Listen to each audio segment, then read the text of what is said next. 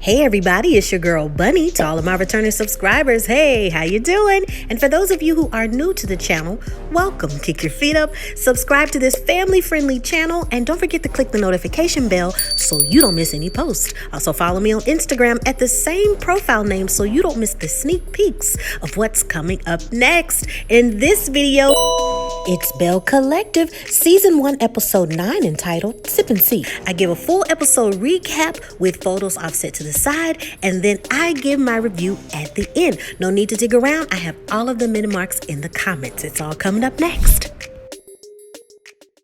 So we pick up right where we left off from the last episode when Marie walks in with somebody that doesn't look like her husband. He's introduced as Darius, remember? And she's saying in her production clip that I could care less about where Cedric is right now. I'm trying to move forward and do bigger and better things. And Tanisha says, no disrespect to your guest. It's just, but where is Cedric and who is that? And Marie says, who is Cedric? And there's this giggle at the table. People are kind of like drinking their glasses, looking down. It's this awkward energy of what's going on. Everyone is in shock. And she explains that, hey girl, I'm going to call you. Tanisha's just looking at her like, girl, I'm going to call you because I don't know what's going on. So everybody just kind of tries to move on. And Darius says, you know what? I played pro ball for 16 years and I know Marie's brother, so we've known of each other for a while. And everybody's like, oh, okay, So then Tanisha's husband, Glenn, says that, we've been going through some issues, and I know my wife said that, with things changing, she really couldn't cater to me the same. And many of you don't know, but I had this contract that I wanted to give her saying that I wanted 50-50 of all of her business endeavors and everything that she's running. And she offered me 51%. So he pulls out another contract saying, but I need 100%. Everybody at the table is just like, wait, what, huh? And it gives even more awkwardness at the table. But what he's saying is that he's setting up this joke and he's saying, I need 100% of your heart. It's never been about the money for me. And he gets down on one knee and he reproposes to her. And that's what she wanted, to symbolize that they're starting over, starting this new journey and new chapter in their lives. And they feel like they just want to start fresh and new. And that proposal meant a lot to her because she felt that it symbolized that they're not going to look back anymore. And he gives her this gorgeous ring, and all of the ladies are just like, oh, congratulations. And everybody's doing this hysterical laugh of relief, like, oh my goodness, I feel sorry for you in this situation. I didn't know where this was going, and I thought this was going to be an awkward dinner, but congratulations. We're happy to see that you guys are both happy and you're starting a new journey. Kaylin invites a couple of ladies to her home to see her new baby goat that she has. And Leticia, laughs about like, this is some white girl stuff. Like she just inviting us over to show us this goat that she got. But whatever. They all get together and they talk about all of these new endeavors that are going on. Tisha also says that she's very excited about this launch. She's very happy about this Essentials hair care product line. And she can't wait for the launch of it. And also Antoinette says that she has this sip and see coming up. She's nervous about that, but everybody kind of reassures one another that this is the ways and the ups and downs of entrepreneurships, and things won't be perfect, but just know that you got to move forward. As long as you're moving forward, everything should be okay. And they cheers to entrepreneurships and future launches when it comes to their businesses. It's the evening of her launch endeavor for Leticia, and she reflects about how she was the first one in her family to go to college. She remembers the hard times of selling items from the trunk of her car to then her items going into vending machines, and now she's owning her own hairline and own hair care products. And all that she can say is thank you, God, for just bringing me through this journey. Other guests come and they fill in the room, and everyone is just super excited to see her. Then we see Tamra and Tanisha. They catch up and she's saying, girl, Tamra, don't you see how I'm waving my hand around? And I'm saying, yo, thank you. And she's like, don't you notice this ring? And Tamra's like, oh my goodness, you got a new ring. What's going on? And she explains to her how her husband re-proposed in order to symbolize them moving forward. And she's happy for her girl and saying, whenever you have a special event or if it's something correlating with this ring and this new beginning, count me in. I'm very, very happy. happy for you. Melanie gets everybody around because she has a special announcement to make. She says thank you to everybody to coming to see this launch of this new Hair Essentials hair care line. We just thank you all for being here, and it means so much. The special announcement is that Leticia wanted this hair care line to go to a national seller and have a national platform. Well, I'm happy to announce that we were able to get that done. So now the product will be on the national sale-based platform, and we're just really, really excited. Latrice thanks everyone, and she says, everybody that's here in this room, you mean a lot to me. So thank you so much for just being here. I know it's been difficult. I haven't even been able to make some home-cooked meals for my husband. I've been so busy, and her hubby laughs that now that this is coming to a close and everything is getting rolling, now he can get a nice hot meal. Of course, they're joking, and everybody shares the laugh, and everybody just says just congratulations to her. And it's just so wonderful that she's able to see her baby make this big progression when it comes to her business. Another day, we see Marie and Essie have their grand opening and ribbon cutting ceremony for their Hamilton Davis Mental Health Incorporated. They thank everyone for coming. It's been a long road, and it's rewarding to know that they'll help so many people. Marie says in a production clip that she watched her mom battle with her addiction, and just knowing that this facility will help everyone to break family cycles and start anew, knowing that children will not have to experience the same thing that she did, that it's very rewarding. And they're starting this new path and helping so many families. They then cut the ribbon, and it's official. The facility is now open for use. They go in, they say hi to everybody. This is a wonderful facility that measures over 10,000 square feet. Tambra and Nisha and all of the ladies, they say congratulations. This is absolutely amazing. They talk and giggle about how she brought a new man to the dinner, and everybody was shocked. But she goes on to explain, and Marie says that she just put up with a lot of mess for 12 years with Cedric, and it's officially over. She was tired of the lying, tired of the cheating, tired of him traveling different places and not informing her on where he was. So she said, I'm just moving on, and I just want things that are in my life that make me happy. There's so many things that is just going into fruition when it comes to business, and I'm also just want to be happy, and I don't want that pulling me down. And the ladies say, okay, we agree with you. Out with the old and in with the new. Tambra meets with Damon at the park, and she's just realizing that she just needs to kind of pump the brakes when it comes to film, because she realized that her reel really wasn't ready, and it really wasn't ready to be shown. And in the meantime, she's going to enjoy this moment in her life and being number one on the radio, and it just give her a little bit more time to learn how to balance career and her personal life. They also kind of talk about how, neither one of us has kids. Even when we were separated, neither one of us had children with anybody else.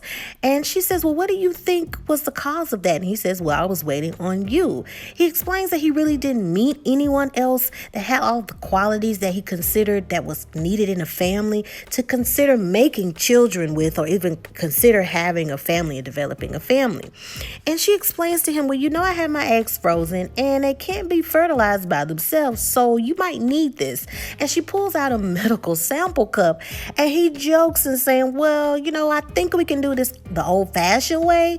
She says, well, my eggs are frozen, so we really can't do it the old-fashioned way. He takes the cup and says, we surely can make this happen. He kind of gives the idea that he'll think about it, but he's leaning more towards yes. And they share a hug, they laugh, and they just catch up on all old times. We then have Marie and Tanisha. They meet up, and they just want to catch up and have girl talk. Tanisha says, I'm really, really excited for you. I'm so happy that your mental health facility is just going so well. And it was just beautiful to see a Black woman have her own facility, and also with Essie joining with you in your partnership when it comes to business. It was just really, really inspiring. But unfortunately, when it comes to Farish Street, I'm really hitting a hard spot. I'm not getting any further. People aren't returning my calls, and people don't seem too excited and ramped up and energetic as I am when it comes to this endeavor. And I don't know if it's going to get done. And Marie says, well, let's look at several options here. Are there any other areas in that location that maybe you would want to launch that's not categorized as a historical site? So maybe they can get the ball rolling. I'm not saying give up on your dreams, but maybe God is saying look at other things first and not maybe Farish Street. Maybe that's not the road he's trying to take you. I'm not saying you can't do it, but just look at your other options. And it's all about progression at this point. And she says, yeah, you're right. Maybe I should just look at other endeavors. And she tells her, you just got to keep moving. And don't see this as a downside, but maybe just see some other areas that you can work with. And then maybe the building that you're looking at as a historical site, once other things start rolling, then maybe you can get that 2-story building as well. So she's kind of just saying, maybe that's just not the high point now and to get specifically that building, but just look at other options. And she tells her, yeah, maybe I should. And I'm just going to keep going and not give up on Farish Street and the 2-story endeavor that I'm speaking of, because it being a historical location, there's more bumps in the roads here and there that are preventing her from maybe doing the goals and all the things that she wants to do specifically. It's the evening of Antoinette's Sip and See. There's still a lot of work to be done. It's not finished, but she wants to at least show everyone that it's in this progression. She's already set this date for the Sip and See. She doesn't want to keep postponing it. And then she doesn't want to just lean on just postponing it, not knowing when the construction will be done. So the idea is just to have displays of the floor plans and some ideas of how the interior will look. The good news is that David arrives as he promised, and that brings her a lot of joy. We have more people coming in. A lot of people are telling her congratulations. They're giving her some gifts here and there. And Leticia says, cheers to you. You're doing it, and it's amazing. Marie arrives and also congratulates Antoinette. And later on, Antoinette pulls Kaylin and Latrice to the side and says, I just invited everyone tonight because I wanted to extend an olive branch. And Latrice says, that's great. That's your decision. And, but girl, when it comes to Marie, she might get a hair flip and a hello because that's it. I even have on black because in my eyes, she might just be dead to me. And unfortunately, Antoinette notices that she's not getting any further with this. And also we have Kaylin, who adds some smart marks about Marie as well. She gave it a try. Antoinette gave it a try. So she just goes to the side and takes some video for her dad so her dad can see how far the construction is going. Later on, Antoinette says that, thank you all for coming. I'm just super happy that you all are here. And I'm just loving you all and just thank you so much. And her father confirms that he's impressed and super proud of his daughter. Later on, Leticia says, this event is all about Antoinette. This is her Sip and See. This is for her company. But I wanted to give everybody a brief overview of what's happening with Farish Street. Unfortunately, it looks like I'm not having any luck, and it might just have to slow down. I'm not having any luck with it. Just keep me in your prayers, and it's just not looking too great. But everybody says, hey, you can do it. We got your back. It's gonna get there. Everybody agrees and kind of amps her up and saying it's okay. You're gonna have these ups and downs. And Marie says to everybody, unfortunately, I have a lot of things to do tomorrow, so I'm just gonna go ahead and leave. So she tells everybody goodbye. And as she's leaving, we then see that Leticia pulls her to the side and says, hey, I just want to speak to you for a minute. And she says, you know what? I just want to apologize for everything that happened.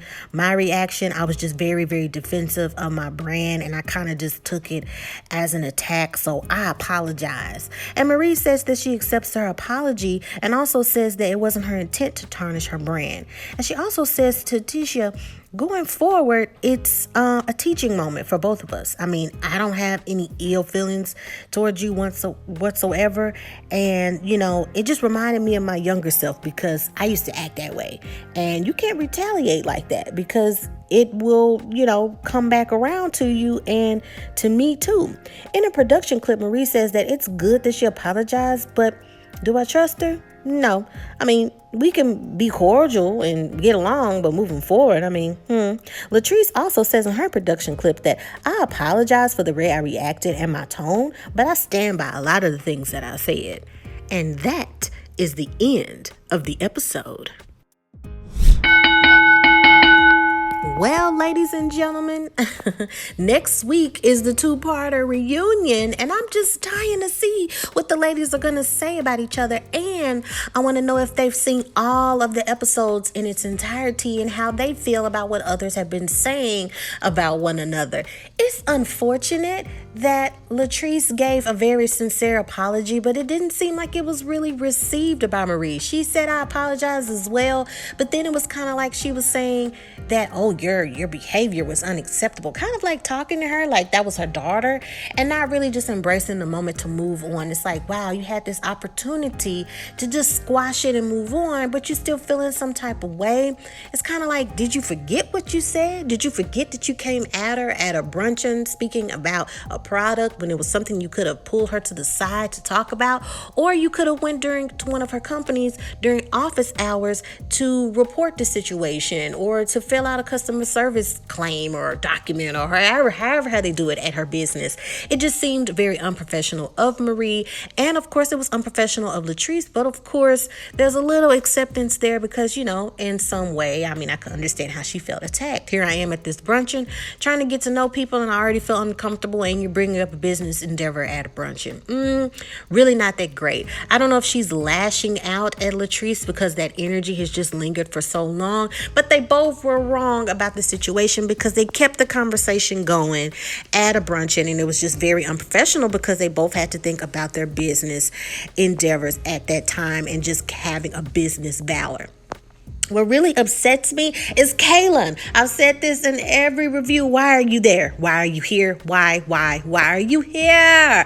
And Kaylin has this energy as if she doesn't know why Marie is so upset with her, and forgetting the part that she played at the bruncheon when it was about Black empowerment and business and women empowerment.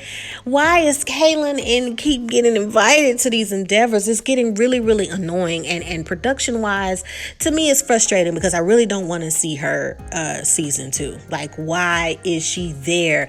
Can she go away? Super annoying. She's just behaving like she doesn't know why Marie was so angry at the bruncheon when her actions were valid. Maybe not the right timing, but she was defending herself at that bruncheon because of the things that she said. Many of the other ladies just stayed quiet who were guests at the second bruncheon and didn't say anything. But come on, Marie had every opportunity to calm down and behave and to feel some type of way, but that was emotion. You had so much going on at that time.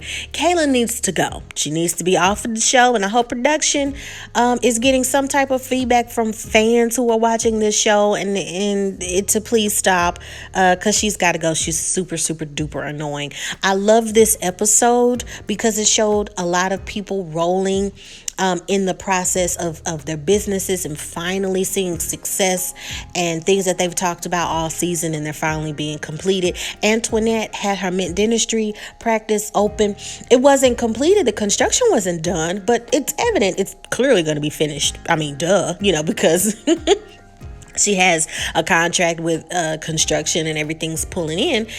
So it was good that she's seeing some type of progression. We see David, he's there. I'm really worried about the distance because he's way in Seattle. Like, I don't know how that's gonna work out. They're still dating, but long distance can create strain, especially when he's trying to develop his business even further, and she's gonna have more on her plate with the practice. With Marie, that was a beautiful thing to see with her friend Essie. It's beautiful to see more mental health facilities be open, and especially to cater to people of color and in that area. So that was just beautiful to see.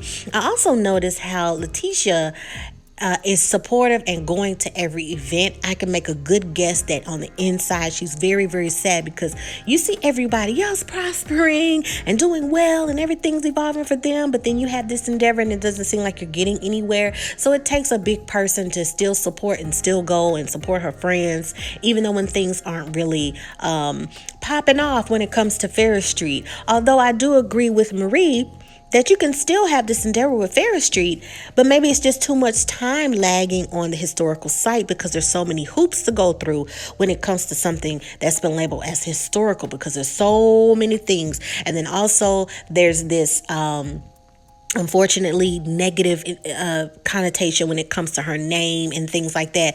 And Marie's absolutely right. It may not be this building, but most definitely move forward with other real estate, because what that would do is if you get that, it's just going to be constant positive, confirmation that, oh, she has this other area, she did well with that, so maybe we should trust her with this 2-story historical building, because look what she's done to those other real estate properties. So that's great, that's a good thing. The proposal with her and her husband, if that's what they want and that's if how they see in their mind is starting anew with their marriage, then great, go for it. I'm just not a big fan of Glenn. I'm not a fan of a lot of the husbands on here. They seem kind of the egos got kind of stroked, seeing their wives being prosperous with their big businesses. Go back to a couple of episodes, even from episode 1. I really just haven't been a big fan of any of them. Tamara's ex-boyfriend, not a fan of him. 16 years, what are you waiting on? But you're cool with having a baby with Tamara. Not feeling any of the dudes on here. Seem kind of whack. But anywho, let me know what you think. I'm trying to think if I forgot anything. So far, so good. Kayla needs to leave. She has to go. Hopefully, if this show gets picked up for another season, hopefully it will show how they are sweeping out the old and starting with the new, more with their businesses, seeing how their companies are evolving, and just hopefully Marie and Latrice can move forward. Hopefully Marie can realize that she was wrong when Latrice was honestly trying to make an honest, sincere apology, and her reaction was kind of whack. It was kind of like, oh, well, girl, yeah, duh, you shouldn't act that way. It just seemed like she really wasn't taking accountability for her actions either, and that kind of Marie, that's got me shaking my head like, girl, why did you do that? But other than that, good episode. Stay tuned. Next week is the reunion. It's separated into 2 parts. It's a 2-parter. So get ready for that. It looks super juicy from the previews that they've been showing. I'm excited to see that. But just take also note how Leticia, everybody has a season, right? Everybody has a season to live out their dreams and live out their things. But it was just great to see her support everybody, even though her endeavors weren't really kicking up too well. But I do have a gut feeling that because of her energy, because of her positivity, she might feel a little fatigue of that if the season gets picked up for season 2. Because if you've noticed, all she's done is support everybody else. So to see her ideas really not jumping off, it was kind of sad. Like, oh, she's been such a great, supporter and trying to get everybody else revving up, and things aren't going, too good for her when it comes to business. But this is just a message for everybody that everybody has their time to shine. Everybody will have their moment, but also be supportive towards other people. And I loved seeing that about her. Be supportive, love other people, don't down anybody else. And that's what she hasn't done. She hasn't downed anybody else. So I wish her well in the future because she's a very positive spirit. I love all of the ladies, even though they've had their little scuffles and arguments in here and things like that. My only objective to the show is please get Kaylin off. She doesn't need to be on the show at all. I think that the BELLE Collective needs to have that constant foundation of this being Black women in a historical racist state, building their own, having their own, showing the dynamics of how marriage and relationships change when it comes to quote unquote Western society's views of roles and what men and women should do. So please keep that platform. Every time I see Kaylin, I know probably in real life she's the sweetest person, but her fluidity in this show, I don't like the energy that it brings. They can peace out. Let me know what you think. Stay tuned for the 2-parter reunion. I'm going to have you covered for the recap and the review. Until next time, take care of yourself and others, and check out the new show, Delilah, the recaps and reviews I have of that in the playlist. Catch up, okay? Because we're only on the 2nd episode. And I love it. It's a nice mystery, nice legal kind of idea to the show. Let me know if you like it. Until then, take care of yourself and others. Love ya. Bye.